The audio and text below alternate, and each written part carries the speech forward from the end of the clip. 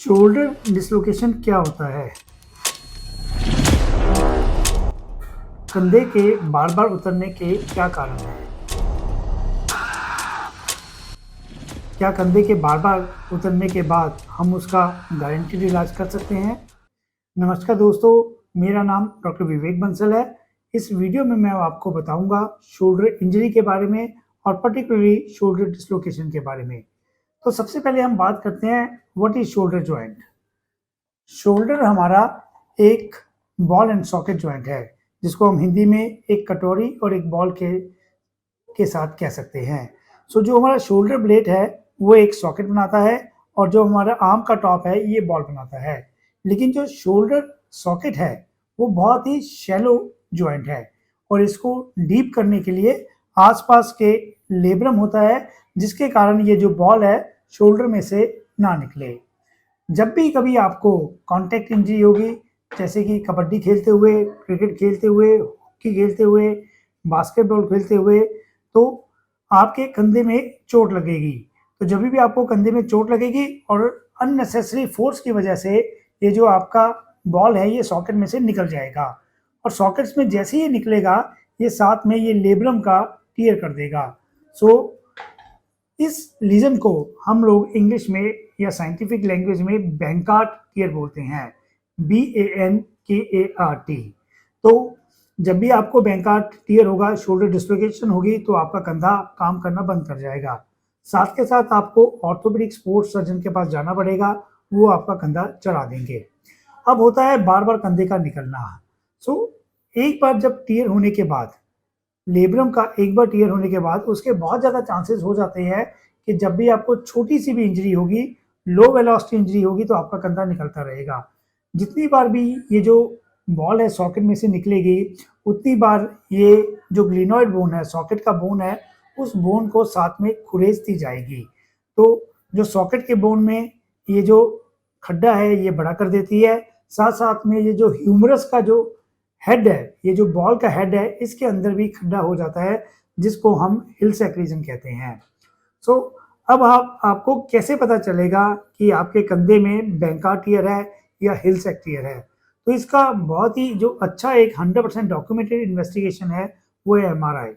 MRI में हमें 100% पता चल जाएगा आपको बैंकार्ट टियर है, इसके साथ साथ आपको हिल सैक टियर भी है।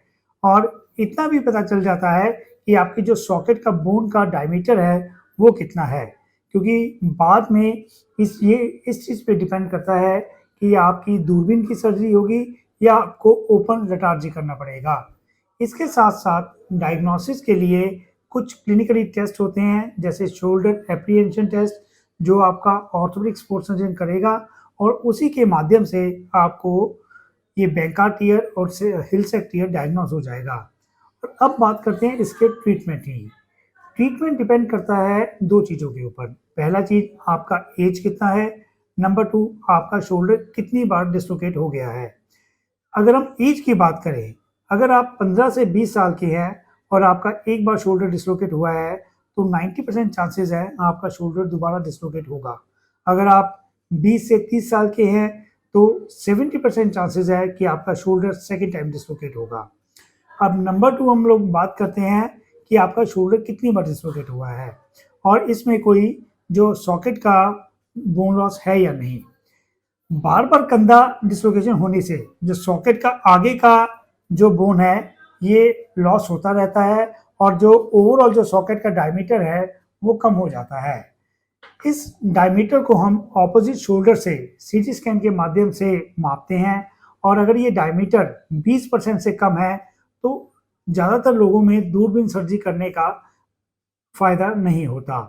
तो अगर तो बोन सॉकेट का जो लॉस है वो 20% से कम है, तो दूरबीन की सर्जरी होगी, जिसको हम आर्थोस्कोपिकली बैंकार्ट रिपेयर कहते हैं, जिसको हम लेजर से दूरबीन को कंधे के अंदर डालते हैं और टीवी में देख के ये सारा ऑपरेशन हो जाता है और बहुत अच्छे ऑलमोस्ट 100% इसके रिजल्ट्स हैं।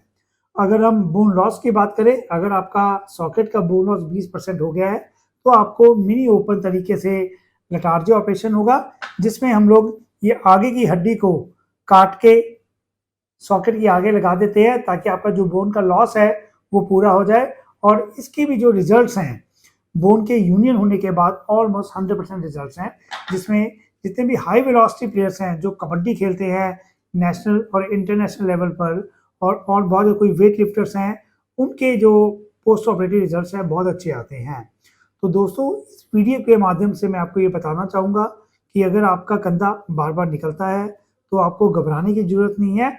आप अपने ऑर्थोपेडिक स्पोर्ट्स सर्जन के साथ मिलें और उनसे पूरा डिस्कस करें, उनसे बात करें कि मेरा कंधा इतनी बार निकल चुका है, पहली बार ये कब निकला था, वो आपका एमआरआई और सीटी स्कैन कराएँगे और उसके बेस पे ये डिसाइड होगा कि आपको दूरबीन की सर्जरी की ज़रूरत है या आपको लेटार्जे, जो कि मिनी ओपन सर्जरी होती है, उसकी ज़रूरत है। बहुत-बहुत शुक्रिया, धन्यवाद।